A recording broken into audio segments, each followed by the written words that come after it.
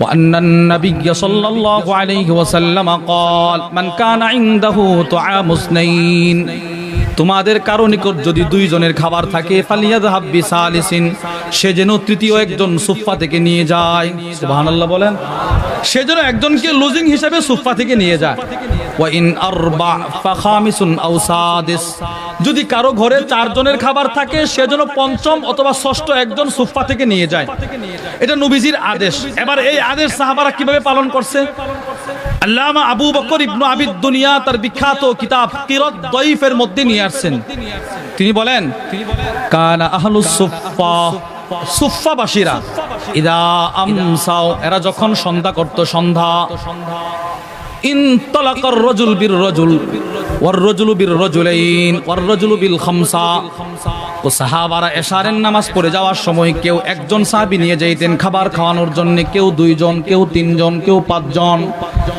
কিন্তু আম্মা সাদ ইবনে উবাদা হযরত সাদ ইবনে উবাদা ফাইন্নাহু কানা ইয়ানতালিকু বি80 কুল্লা লাইলা তিনি প্রতি রাতে 80 জন সাহাবীকে নিয়ে যাইতেন খাবার খাওয়ানোর জন্য।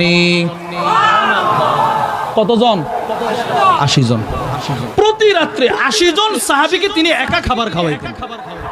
এবার বলেন তো উনার ভিতরে কি পরিমাণ অন্যকে নিজের উপরে প্রাধান্য দেওয়ার সিফতটা ছিল? সুবহানাল্লাহ বলেন না। শুধু উনি 80 জনকে খাওয়াই শেষ না, উনি সব সময় উনার ঘরের ছাদে উঠতেন।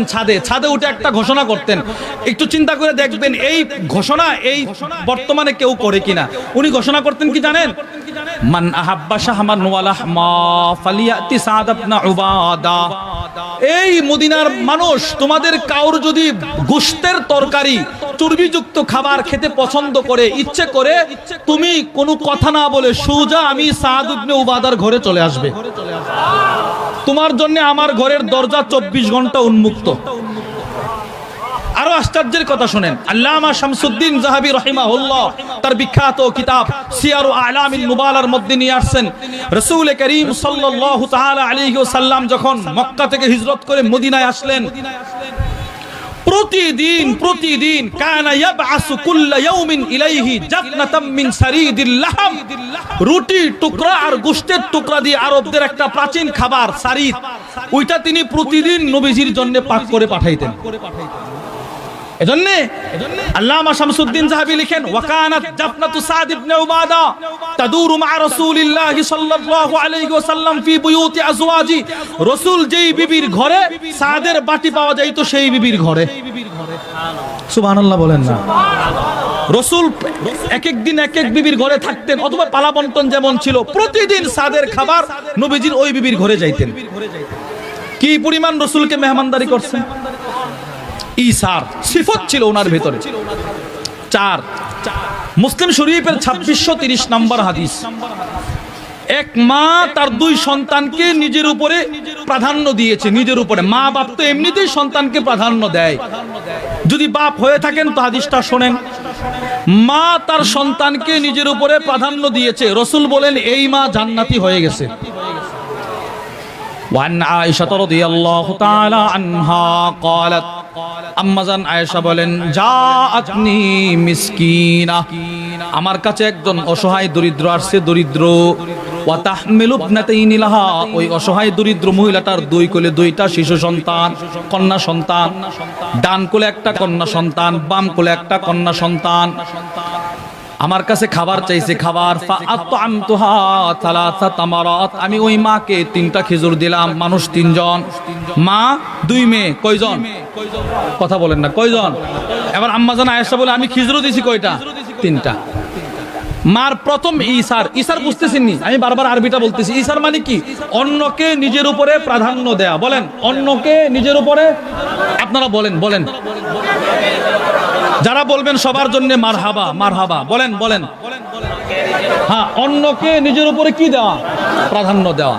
আম্মাজান আয়েশা বলেন আমি 3টা খেজুর দিলাম। মা প্রথমেই নিজে খায় নাই। আম্মাজান আয়েশা বলেন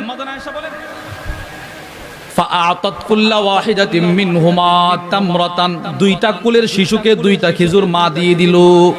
এবার 2টা কুলের শিশু কুলে বসে বসে খেজুর খায়া শেষ। ওয়ারাফাত ইলা ফিহা তামরাতান লিতাকুলাহা।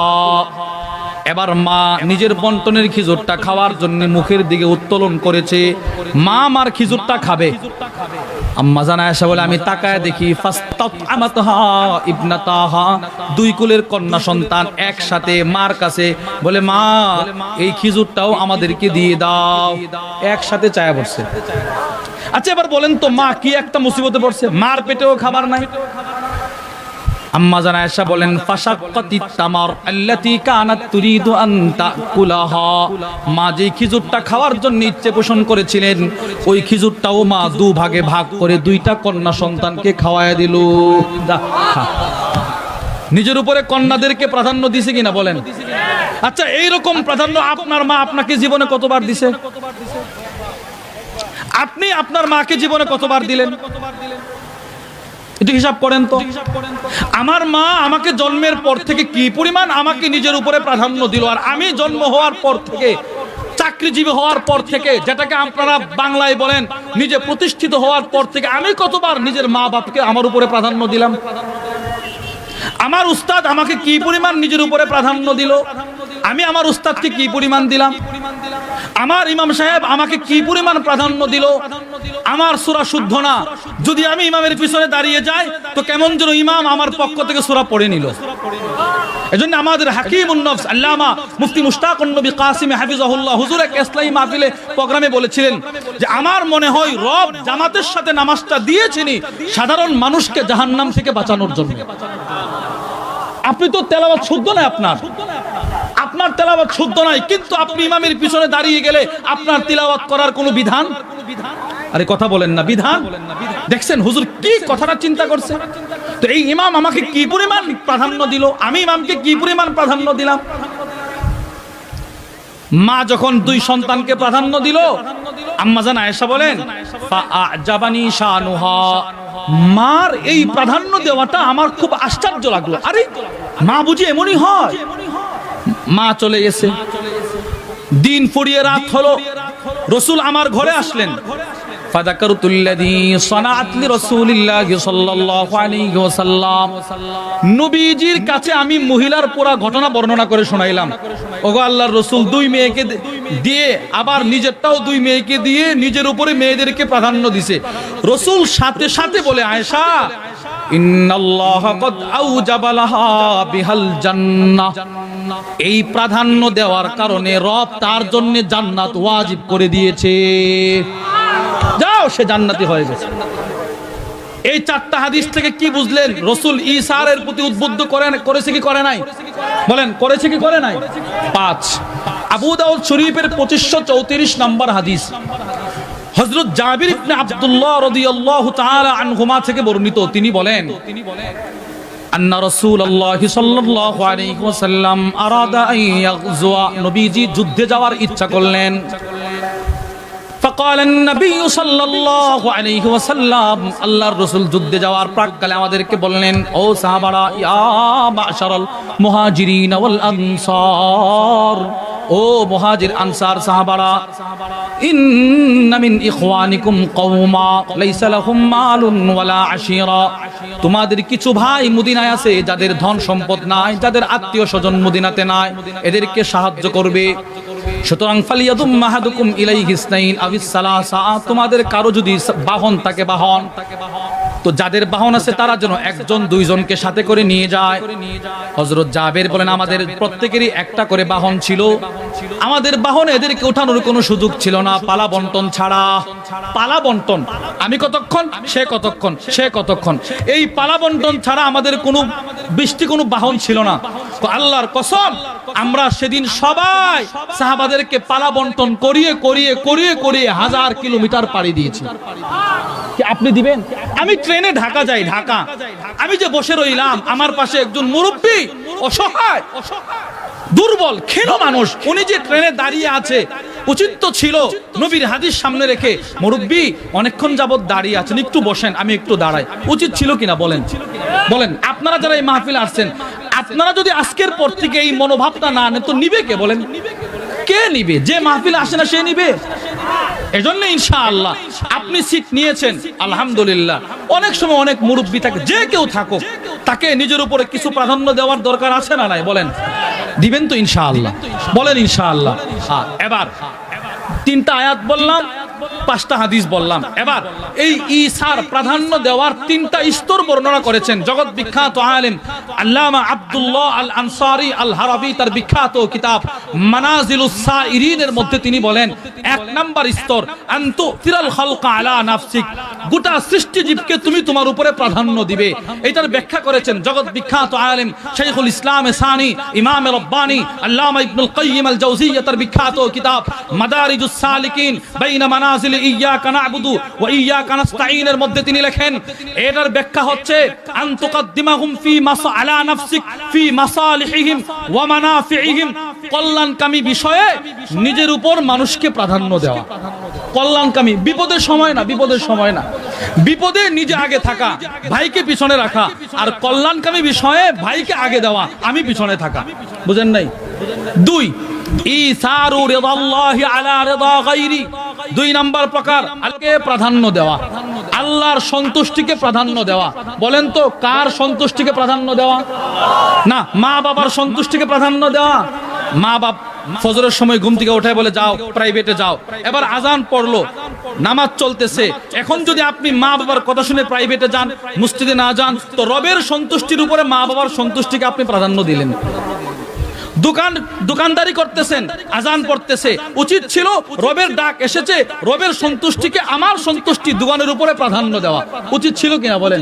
হাই, এই এতেকাফে আমি হযরতের সাথে ছিলাম সুধন্যপুর, আমাদের আল্লামা মুফতি মুশতাকুন নবী কাসিম হাফিজাহুল্লাহর মাদ্রাসায়। একটা ছেলে, ও 2 মাস যাবত শুধু আমাকে মেসেজ দিচ্ছে, মেসেজ, এর মেসেজ হচ্ছে, হুজুর আপনি তো ওখানে বয়ান করেন, আপনি শুধু আমাকে মুশতাকুন নবী হুজুরের সাথে একটু মুসাফা করানোর সুযোগটা বের করে দিবেন। তো আমি বললাম আপনি আইসেন। এই ছেলেটা খুব সম্ভবত ও কি বলে ট্রেনে পড়তেছে, ঢাকা পড়ে, ঢাকা বাড়ি মুন্সিগঞ্জ। এই ছেলেটা আসছে রমজানে, এসে 2 দিন থাকছে শুধু হুজুরের সাথে মুসাফা করার জন্য। ও মুসাফা করে আমার কাছে আসছে, এসে বলে হুজুর আমি হুজুরের বয়ান শুনে আজকে আমার 18 মাস চলে, 18 মাস তাকবীরে উলা ছুটে নাই। এই ছেলে, ও আমার কাছে এটা বলতে চাইছিল না, শুধু আপনাদের কাছে বলতেছি আমার জন্য দোয়া করবেন, আমি যেন মৃত্যু পর্যন্ত আমার তাকবীরে উলা না ছুটে। চিন্তা করছেন? তাকবীরে উলা এই ছেলের ছোটে নাই, অথচ সে আমাকে বলে আমার আম্মু আমার আব্বু এরা আমি যে এখানে আসি অথবা আমি যে নামাজ পড়ি এটা এরা সহ্য করতে পারে না। তাহলে এই ছেলে রবের সন্তুষ্টিকে মা বাবার সন্তুষ্টির উপরে প্রাধান্য দেয় কি দেয় নাই? বলেন সুবহানাল্লাহ, বলবেন না? 3 ইসারু ইসারিল্লাহ, আপনি ব্যক্তিগত প্রাধান্য দেওয়া, সামাজিক প্রাধান্য দেওয়া, রবের সন্তুষ্টিকে আপনার সন্তুষ্টির উপরে প্রাধান্য দেওয়া, এই যে দিয়েছেন এই দেওয়াটাকেও আল্লাহর সন্তুষ্টির উপরে ছেড়ে দেওয়া। অর্থাৎ এর ব্যাখ্যা করেছেন আল্লামা ইবনুল কাইয়িম আল জাওজিয়্যা, আন তানসুবা ইলাল্লাহ দুনা নাফসিক, আমি করতে পেরেছি এটা না বলা, রব আমাকে করিয়েছেন। সুবহানাল্লাহ, বলেন না? এই হলো 3টা স্তর। এবার শুনেন, 3টা স্তরের ঈসার, কুরআন হাদিসে বর্ণিত ঈসার, সবগুলো ঈসার পরিপূর্ণ ভাবে আমার নবীর সিফতের ভিতরে ছিল। সুবহানাল্লাহ, বলেন না? নবীজির ভিতরে এই সিফতটা ছিল, আপনি এটা গ্রহণ করবেন কেন? নবীজির ভিতরে ছিল এজন্য এটা গ্রহণ করবেন কেন? সাহাবাদের ভিতরে ছিল এজন্য এটা গ্রহণ করবেন কেন? সালফে সালেহিনদের ভিতরে ছিল এজন্য। নবীজির ভিতরে কেমন ছিল? বুখারী শরীফের হাদিস 2093 নম্বর হাদিস। দেখেন নবীর ভিতরে কি পরিমাণ এই অন্যকে নিজের উপরে প্রাধান্য দেওয়ার সিফতটা ছিল। وعن سهل بن سعد الساعدي رضي الله تعالى عنه قال, নবীজির সাহাবী সাহাল বলেন, জাআত ইমরাতুম বিবুরদা, এক মহিলা নবীজির কাছে একটা বুরদা নিয়ে আসছে, বুরদা। এবার সাহাবী বলেন, আতাদুরুনা মাল বুরদা, তোমরা কি জানো বুরদা কি জিনিস? ফাকিলা লাহু নাম, ওনাকে বলা হলো হ্যাঁ জানি। কি? কহিয়া শামলা, ওই চাদর, মানসুজুন ফি হাশিয়াতিহা, যেই চাদরের চতুর্পাশে বুনন করা থাকে, কারুকার্য করা থাকে। এবার মহিলা আল্লাহর রাসূলকে বলেন, ফাকালাত ইয়া রাসূলুল্লাহ, ওগো আল্লাহর রাসূল, ইন্নী নাসাজতু হাদিহি বিয়াদি, আমি মহিলা মানুষ, রাতে দিনে কষ্ট করে এই চাদরটা নিজের হাতে বুনন করেছি, আকসু কাহা, আপনাকে পরিধান করানোর জন্য, আপনাকে, আপনি একটু পরবেন এই মনোভাব নিয়ে এটা আমি বানাইছি। রাসূলের একটা সিফত ছিল, হাদিয়া যত ছোট হোক নবীজি এমন ভাবে গ্রহণ করতেন যে যিনি দিবেন তার মন ভরে যেত। ও তুমি দিছো এটা, আমি তো এটা চাচ্ছিলাম, এই একটা মানে মানুষকে খুশি করতেন নবীজি। আপনার এই রমজানের আগে মনতলা আমাদের মাধবপুর একটা মাহফিল, আমাদের হযরত ওয়ালি হাকিমুন নফস ওখানে বয়ান করছেন জোহরের আগে। একটা ছেলে ছোট, উনি 100 টাকা নিয়ে আসছে, 100 টাকা। আইনা হুজুরে বলে, হুজুর এটা আপনার হাদিয়া দিছি। তো হুজুর বলে, আমি তোমাকে হাদিয়া দিছি না হুজুর, এটা আমি আপনার মাদ্রাসায় দিছি। তো এই ছেলে 100 টাকা দিছে, ও মনে করছে 100 টাকা হুজুর কি আর আমাকে পাত্তা দিবে। হুজুর এই ছেলের হাতে ধরে একটা চুমা দিছে, টাকাটা নিয়ে একটা চুমা দিছে। এবার আপনারা বলেন তো, এ ছেলে তো 100 টাকা নিয়ে আসছিল, হুজুর কি আর আমাকে চুমা দিবে? সাধারণ আমাদের অভ্যাস হচ্ছে কেউ 10,000 টাকা দান করলে তকবীর দেই, আর কেউ 100 টাকা দান করলে এটা দিয়ে দেন বেগে, এরকম হয় না? এটা স্বাভাবিক। এই যে হুজুর একটা চরিত্র দেখাইলো, ছেলেটার মনটা কত বড় হলো। নবীজির সিফত ছিল এটা। একটা চাদর নিয়ে আসছে মহিলা, ফাআখাযাহান নবী সাল্লাল্লাহু আলাইহি ওয়াসাল্লাম মুহতাজান ইলাইহা, নবীজি এটা প্রয়োজন এই মনোভাব নিয়ে চাদরটা গ্রহণ করলেন। অতঃপর রাসূল কি করলেন? সাহাবারা বলেন, ফাখারাজা ইলাইনা রাসূলুল্লাহ সাল্লাল্লাহু আলাইহি ওয়াসাল্লাম ওয়া ইন্নাহা ইজারু, নবীজি একটু পরে ঘর থেকে আমাদের সামনে আসলেন। তখন ওই মহিলার দেওয়া চাদরটা নবীজির তহবন ছিল অথবা লুঙ্গি ছিল, লুঙ্গির আকারে নবীজি পরে আসছে। কিন্তু ফাকালা রাজুলুম মিনাল কওম, একজন সাহাবী, উপস্থিত সাহাবাদের মধ্যে একজন দাঁড়ায় বলে, ইয়া রাসূলুল্লাহ, এই চাদরটা আমাকে দিয়ে দেন। সুবহানাল্লাহ বলেন। সব সাহাবারা রাগ, আরে একজন মহিলা মাত্র দিয়ে গেল, সে চায় বসে। আল্লাহর রাসূল বলেন, নাম ঠিক আছে, তোমাকে দিয়ে দিব। ফাজালাসা ফিল মাজলিস, নবীজি মজলিসে বসলেন। সুম্মা রাজা, অতঃপর রাসূল আবার নিজের কামরায় চলে গেলেন। ফাতাওয়াহা, গিয়ে চাদরটা খুলে ভাঁজ করলেন। ফাআরসালা বিহা ইলাই, এই চাদরটা আবার ওই লোকটার কাছে পাঠায়া দিলেন। পাঠায়া দিছে। ও তো নবীর চাদর পায়া খুশি। ফাকালা লাহুল কওম, সব সাহাবারা তাকে তিরস্কার করতে গিয়ে বলতে লাগলো, মা আহসানতা, কাজটা ঠিক করো নাই। বুঝেন নাই? তুই কি করলি এটা? এই রাসূলকে দিয়ে গেল, তুই চায় বসলি। মা আহসানতা, সাহাবী কাজটা ঠিক করলা না। এখন দেখেন নবীজির আরেকটা সিফত বর্ণনা করতেছে সাহাবারা। সব সাহাবারা যিনি চাদর পাইছে তারে বলতেছে, লাকাদ আলিমতা, তুমি খুব ভালো করেই জানো, আন্নাহু লা ইয়ারুদ্দু সাইলা, রাসূলের কাছে কেউ যদি কোনো কিছু চায় নবীজি কখনো ফিরিয়ে দেয় না। যে যেটা চায় নবীজি থাকলে দিয়ে দেয়। কি পরিমাণ যে দেয় এটা আপনারা একটু শুনেন। মুসলিম শরীফের 2312 আনাস ইবনে মালিক থেকে বর্ণিত, আন্না রাজুলান সাআলান নবী সাল্লাল্লাহু আলাইহি ওয়াসাল্লাম গনামান বাইনা জাবালাইন, এক ব্যক্তি নবীর কাছে এসে বলে, ইয়া রাসূলুল্লাহ, দুইটা পাহাড়ের মাঝখানে যেই পরিমাণ বকরি জায়গা হয় সেই পরিমাণ বকরি আপনি আমাকে দান করেন। সুবহানাল্লাহ বলেন। আচ্ছা, আপনারা কি কেউ সামর্থ্য আছে এই পরিমাণ বকরি দিতে? আরবের পাহাড়গুলো কত বড় বড়। এই লোক গিয়ে নবীরে বলে, দুই পাহাড়ের মাঝখানে যেই পরিমাণ বকরির জায়গা হবে সেই পরিমাণ বকরি আমারে দেন। আনাস ইবনে মালিক বলেন, আতাহু ইয়া, নবীজি তাকে সেই পরিমাণ বকরি দান করে দিলেন। সে তো খুশি। ফাতা কওমাহু, সে তার সম্প্রদায়ের কাছে এসে বলে, এই কওম, ও আমার সম্প্রদায়, আসলিমু, তাড়াতাড়ি কালেমা পড়ো মুহাম্মদের কাছে গিয়ে সাল্লাল্লাহু আলাইহি ওয়াসাল্লাম। যা তাড়াতাড়ি কালেমা পড়। কেন রে? ফাওয়াল্লাহ, আল্লাহর কসম, ইন্না মুহাম্মদ সাল্লাল্লাহু আলাইহি ওয়াসাল্লাম লা ইউতি আতা মা ইয়াখাফুল ফাক, পৃথিবীর ইতিহাসে একমাত্র নবীজি এমন ব্যক্তি যিনি এমন ভাবে দান করেন নিজে দরিদ্র হয়ে যাওয়ার ভয় করে না।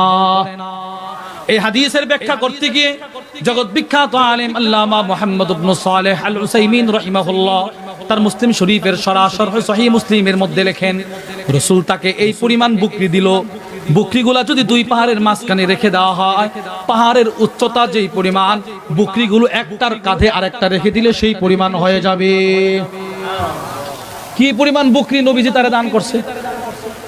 এজন্য বলছি, সাহাবারা বলে তুই জানোস রাসূলের কাছে কিছু চাইলে নবীজি ফিরায় দেয় না, তুই চাইলি কেন রে?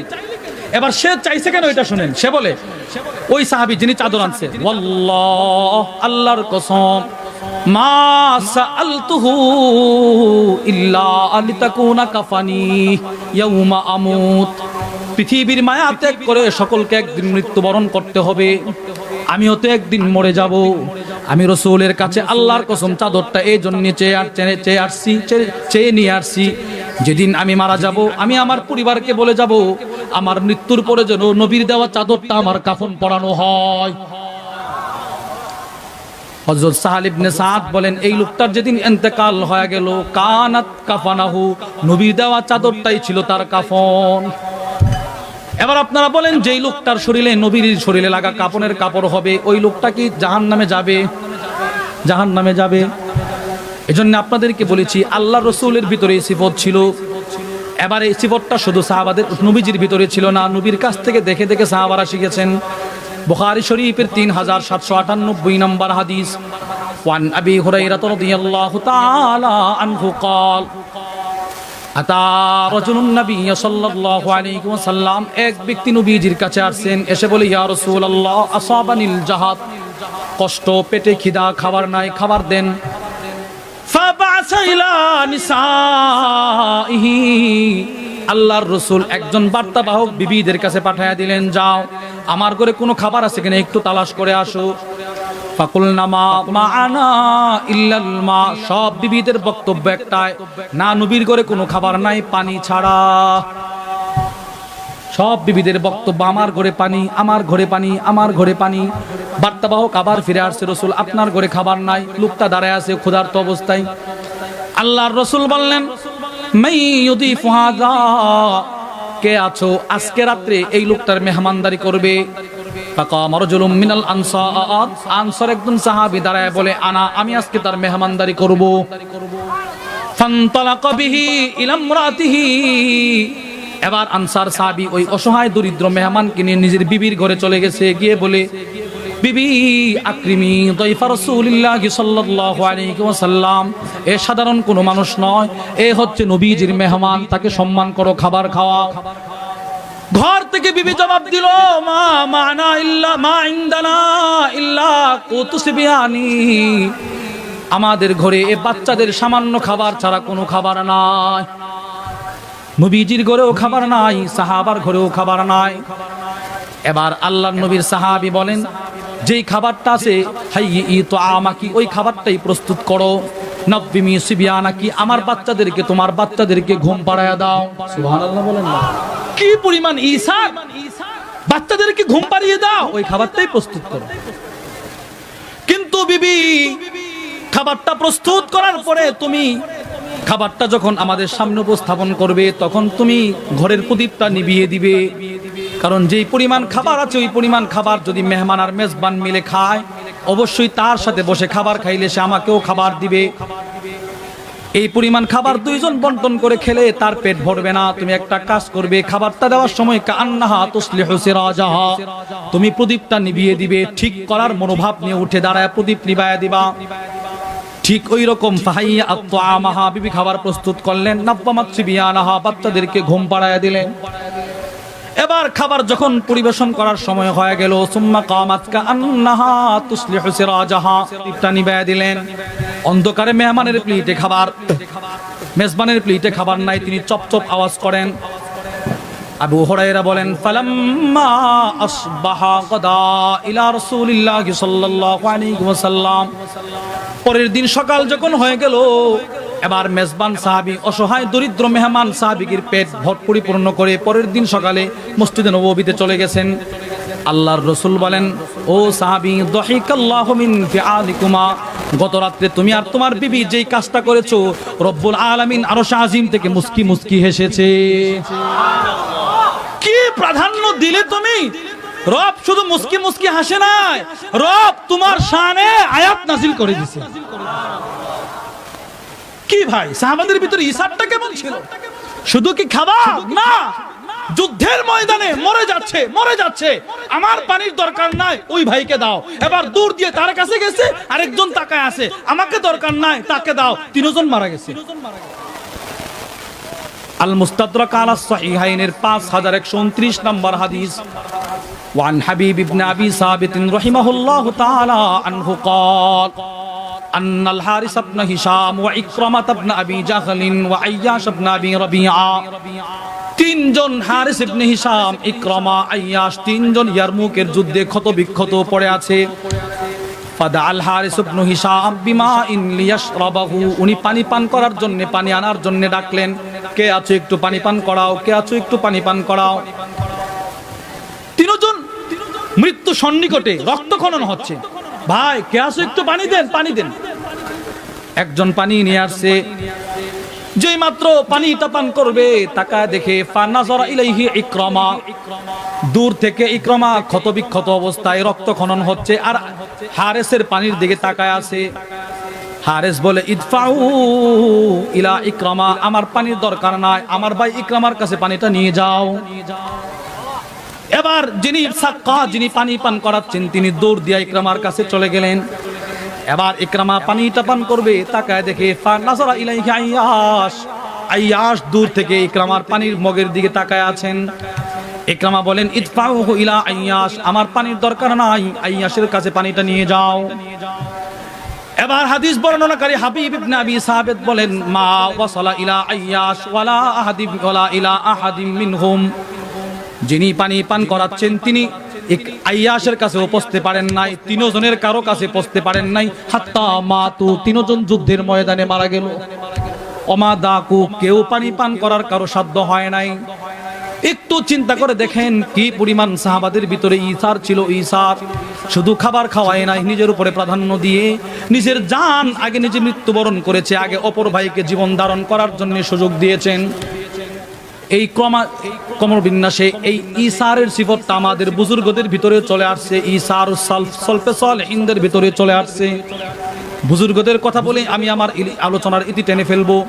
আল্লামা ইবনু সাদ রাহিমাহুল্লাহ তার বিখ্যাত কিতাব আত-তাবাকাতুল কুবরার মধ্যে লেখেন, হাজ্জাজ ইবনে ইউসুফ, ইব্রাহিম আন-নাখঈ, দুইজন ইমাম বলেন ইব্রাহিম আন-নাখঈ, বলেন নামটি মুখস্থ করেন, ইব্রাহিম আন-নাখঈ বলেন, ইব্রাহিম আত-তাইমি বলেন।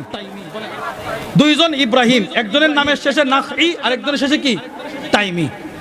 হাজ্জাজ ইবনে ইউসুফ তালাবা ইব্রাহিম আন-নাখঈয়া, উনি ইব্রাহিম আন-নাখঈকে গ্রেফতার করার জন্য তালাশ করতেছেন, পরোয়ানা জারি করছেন, গ্রেফতারি পরোয়ানা। ফাজা আল্লাযী তালাবাহু, যিনি ইব্রাহিম নাখঈকে যেই পুলিশ গ্রেফতার করার জন্য আসছেন, সে এসে এলাকায় একটা চিৎকার দিয়ে বলছেন, দুজনের এলাকা কাছাকাছি, এই ইব্রাহিম কোথায়? যখন পুলিশ বলছে ইব্রাহিম কোথায়, ইব্রাহিম তাইমি তখন তার কাছে। ইব্রাহিম তাইমি বলে আনা ইব্রাহিম, আমি ইব্রাহিম। ফাআখাযাহু, পুলিশ তাকে গ্রেফতার করে ফেললো। ওয়া হুয়া ইয়ালামু আন্নাহু ইউরিদু ইব্রাহিম আন-নাখঈয়া, ইব্রাহিম তাইমি খুব ভালো করে জানতেন তিনি ইব্রাহিম নাখঈকে গ্রেফতার করার জন্য আসছেন। বুঝেন নাই? যাকে গ্রেফতার করছে তিনি ভালো করেই জানতেন উনি আমারে গ্রেফতার করতে আসে নাই, উনি গ্রেফতার করতে আসছে ইব্রাহিম নাখঈকে। কিন্তু ইব্রাহিম নাখঈ ছিল বড় আলেম, ইব্রাহিম তাইমির ইলম তো আলহামদুলিল্লাহ সবারই ছিল, কিন্তু লোক সমাজে প্রসিদ্ধ ছিল উনি বড়। ইব্রাহিম তাইমি খুব ভালো করে বুঝছেন ইব্রাহিম নাখঈকে গ্রেফতার করতে আসছে। ফাতাবিহিল হাজ্জাজ, পুলিশ গ্রেফতার করে হাজ্জাজ ইবনে ইউসুফের কাছে নিয়ে আসছে। ফা আমারা বিহাবসিহি ফিদ দাইমাস আও ফিদ দিমাস, হাজ্জাজ ইবনে ইউসুফ বলে কে আসছে এটা দেখার দরকার নাই, আমি যাকে চাই সেই ইব্রাহিম, তাকে তুমি এমন এক জেলখানা দিমাস অথবা দাইমাসের মধ্যে বন্দী করে দাও। দিমাস কাকে বলে? ওয়ালাম ইয়াকুল্লাহুম জিল্লুম মিনাশ শামস, এমন জেলখানা যে জেলখানায় সূর্যের আলো সরাসরি নিচে পড়ে, কোনো ছাদ নাই। ওয়ালাকিন্নুম মিনাল বারদ, এমন জেলখানা যেখানে প্রচন্ড শীত থেকে বাঁচারও কোনো আশ্রয় নাই। ভয়ঙ্কর এক জেলখানা, 24 ঘন্টা সূর্যের আলো, 24 ঘন্টা শীত। একদিন দুই দিন নয়, বহুদিন তিনি সেই জেলখানায় থাকতে থাকতে ফাতাগাইয়া ইব্রাহিম পরিবর্তন হয়ে গেল, কণ্ঠ পরিবর্তন, চেহারা পরিবর্তন, শরীর পরিবর্তন, ক্ষীণ হয়ে গেছে। আল্লাহু আকবার। আল্লামা ইবনে সাদ রাহিমাহুল্লাহ তার কিতাব আত-তাবাকাতুল কুবরার মধ্যে লেখেন, আল্লামা শামসুদ্দিন যাবি তার কিতাব সিয়ারু আ'লামিন নুবালার মধ্যেও লিখেছেন, হাজ্জাআতহু উম্মুহু, ইব্রাহিম তাইমির মা তখন জীবিত ছিল, মা নিজের সন্তানকে দেখার জন্য একটু আসছে, কিন্তু তিনি লেখেন ফালাম তারিফুহু, মা তার সন্তানকে দেখে চিনে না, মা সন্তানকে চিনে না। পৃথিবীর সব মানুষ সন্তান ভুলে গেলেও মা কিন্তু ভোলার নয়। এবার চিন্তা করেন কি পরিমাণ টর্চারিং আর ওনার উপরে জুলুম করা হয়েছে, মা নিজের সন্তানের চেহারা চিনতেছে না। আল্লামা ইবনে সাদ বলেন হাত্তা কাল্লামাহা, সন্তান নিজে কথা বলে পরিচয় দিয়েছে, আম্মা আমি ইব্রাহিম, আমি ইব্রাহিম। এবার মা বলে তোর তো কোনো অপরাধ নাই, তুই কেন জেলখানায় পচে গলে মরলি রে, মরতেছিস। এখন ইব্রাহিম তাইমি যে জবাবটা দিল, জবাবটা আমি কিতাবে পাই নাই, কিন্তু আমাদের বাংলাদেশের উল্লেখযোগ্য আলেম আল্লামা মুফতি দিলওয়ার সাহেব হাফিজাহুল্লাহ আকবর কমপ্লেক্সের হুজুরের জবান থেকে শুনছি অনেক আগে। হুজুর বলেছিলেন ইব্রাহিম তাইমি তখন তার মারে বলেছিল, মা আমি ইব্রাহিম যদি দুনিয়া থেকে চলে যায় আমার এলাকার মানুষের কোনো ক্ষতি হবে না, কিন্তু ইব্রাহিম নাকি যদি দুনিয়া থেকে চলে যায় মানুষগুলো এলেম থেকে বঞ্চিত হয়ে যাবে। মাগো আমার মতো শত শত ইব্রাহিম তাইমি যদি শহীদ হয়ে যায় মানুষের কোনো ক্ষতি হবে না, সমাজ ধ্বংস হবে না, কিন্তু একজন ইব্রাহিম নাকির বড় প্রয়োজন। এজন্য আমি চাই আমার জীবনটা আমি শহীদ করে দিয়ে আমি আমার ভাইকে দুনিয়াতে প্রাধান্য দিয়ে দিলাম। ফামাতা ফিসসিজিনি, তিনি এই জেলখানার ভিতরে মারা গেলেন। কিন্তু আশ্চর্যের বিষয় হলো ফারআল হাজ্জাজ ইবনে ইউসুফ ফি মানামিহি, স্বপ্নে দেখলেন। কি স্বপ্ন? কাইলান ইয়াকুল, স্বপ্ন যুগে একজন তাকে বলতেছেন, ও হাজ্জাজ মাতা ফি হাযিহিল বালদা আল-লাইলা রাজুলুম মিন আহলিল জান্নাহ, আজকে রাতে তোমার এলাকায় তোমার জেলখানায় একজন জান্নাতি মানুষের মৃত্যু হয়েছে। কি পরিমাণ ঈসার ছিল একটু চিন্তা করেন, আমার ভিতরে কি পরিমাণ ঈসার আছে।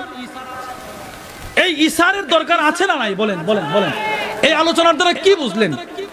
আমার ঈসার আমার ভিতরে আনার দরকার আছে না নাই? আমার ছেলের ভিতরে থাকার দরকার আছে না নাই? আল্লাহর কসম, এই ঈসার সিফত যদি আপনার ভিতরে চলে আসে, আপনার চাইতে সুখী মানুষ পৃথিবীতে আর কেউ নাই, আর কেউ নাই। যদি আপনার ভিতরে এই ঈসার চলে আসে তো আপনার চাইতে দামি মানুষ পৃথিবীতে কেউ নাই, যেমন সাহাবাদের চাইতে দামি কেউ ছিল না। আমাদের বুজুর্গদের ভিতরে ঈসারটা পুঙ্খানু ভাবে ছিল। আল্লামা আবুল ফরাজ আব্দুর রহমান ইবনুল জাওজি তার বিখ্যাত কিতাব আত-তাবসিরা ওইটার মধ্যে নিয়ে আসছে, ইব্রাহিম ইবনে আদহাম বের হইছেন সফরে, ওয়া মাহু সালাসাতু নাফার, তার সাথে তিনটা দল কয়েকজন সাথে একসাথে সফর করতেছে। ফাদাখালু মসজিদা, এক মসজিদে প্রবেশ করতে, রাস্তার ধারে এক মসজিদ। ওয়াল বারদু শাদীদুন, যেই সময় সফরে বের হইছে ঠান্ডা ছিল প্রচন্ড, খুব ঠান্ডা ছিল। ফানামু ওয়ালাইসা লিল মসজিদি বাবুন, ওই মসজিদে কোনো দরজা ছিল না, জানালা ছিল না। ফানামু, সাথী সঙ্গীরা সবাই ঘুমায় গেছে। ফাকামা ইব্রাহিম ইবনে আদহাম দাঁড়ায় গেছে। ফাওয়াকাফা আলাল বাব ইলা সাবা, দরজার সামনে জুব্বাটা জড়সড় করে দরজার সামনে এইভাবে দাঁড়ায় রইছে, যাতে করে ঠান্ডা মসজিদের ভিতরে না ঢোকে সকাল পর্যন্ত। ফাকিলা লাহু লাম তানাম, আপনি কি ঘুমান নাই? ওনাকে বলা হলো আপনি ঘুমান নাই কেন? আপনি ঘুমান নাই? তিনি বলেন না। কেন? ইন্নী খাশিতু আইয়ুসিবাকুমুল বারদ, আমার ভয় হচ্ছিল আপনারা ঘুমাইবেন আর ঠান্ডা আপনাদের লাগবে, আপনাদের ঘুমে কষ্ট হবে, এজন্য আমি যেন ঠান্ডা না লাগে দরজার সামনে সারা রাত দাঁড়িয়েছিলাম। কি ভাই ঈসার কেমন ছিল? এজন্য ঈসারের সিফত আমরা ভিতরে আনার চেষ্টা করব। আমাদের সকলকে ঈসারের মতো দামি সিফত আমাকে আপনাকে সকলকে মুমিন হিসেবে আমাদের ভিতরে আনার তৌফিক দান করুন। বলেন না আমিন, বলেন আমিন। তাহলে আপনাদেরকে সংক্ষেপে যে কথাটা বুঝাইতে চাইলাম, ঈসার বলা হয় তাফদীলুল মারই গায়রা, অন্যকে নিজের উপরে কি দেওয়া। সবাই বলেন অন্যকে নিজের উপরে কি দেওয়া। দিবেন তো ইনশাআল্লাহ? না শুনছেন বের করে দিবেন, দিবেন তো ইনশাআল্লাহ? এরপরে ঈসারের উদ্বুদ্ধ করার জন্য কোরআন থেকে কয়েকটি আয়াত থেকে বললাম, তাফসীরের কিতাব থেকেও বলার চেষ্টা করেছি, হাদিস থেকেও বললাম, সলফে সালেহিনদের কথা। আবু সুলাইমান আদ-দারিনী রাহিমাহুল্লাহ, আল্লামা হুজ্জাতুল ইসলাম ইমাম গাযালি রাহিমাহুল্লাহ তার বিখ্যাত কিতাব ইহইয়া উলুমিদ্দিনের মধ্যে লেখেন, আবু সুলাইমান তিনি বলেন, লাউ আন্না লিদ দুনিয়া কুল্লাহা লি, লাউ আন্না দুনিয়া কুল্লাহা লি, গোটা পৃথিবী যদি আমার হয়ে যেত, আর ফাজআলতুহা ফি ফামি আখিম মিন ইখওয়ানি লাস্তাকলালতুহা লাহু, আমি গোটা পৃথিবী আমার অন্য ভাইকে দিয়েও মনে করতাম কম দিছি। এজন্য ইসারের সিফত, আল্লাহ আমাকে আপনাকে সকলকে ইসারের সিফতে আমাদেরকে সজ্জিত হওয়ার, রঙিন হওয়ার তৌফিক দান করুন, বলেন আমিন। এখন আলহামদুলিল্লাহ আমাদের সামনে আমাদের সকলের কাঙ্ক্ষিত মেহমান, শ্রদ্ধেয় আলেমে দ্বীন আল্লামা মুফতি আরিফ বিন হাবিব হাফিজাহুল্লাহর আপন ভাই, আমাদের মুহতারাম ভাই হযরত মাওলানা মুফতি মাহমুদুল হাসান রব্বানী হাফিজাহুল্লাহ হুজুর গুরুত্বপূর্ণ আলোচনা করবেন আমাদের আজকের প্রধান মেহমান আসার আগ পর্যন্ত ইনশাআল্লাহ। আমরা ব্রাহ্মণবাড়িয়ার মানুষ যেমন বসা ছিলাম, ইনশাআল্লাহ আমরা বসে থাকবো। হুজুর প্রায় কাছাকাছি চলে আসছেন। ভাইয়া এখন আমাদেরকে বরকতের নিয়তে কিছু কথা শোনাবেন। আল্লাহ আমাদের সকলকে মাগরিবের পরেও যেনারা কথা বলেছেন, পরেও যেনারা কথা বলবেন, সকলের কথা অনুযায়ী আমল করার তৌফিক দান করুন। যা কিছু বলেছি যদি সঠিক হয় রবের পক্ষ থেকে, ভুল হলে আমার পক্ষ থেকে। ওমা আলাইনা ইল্লাল বালাগ।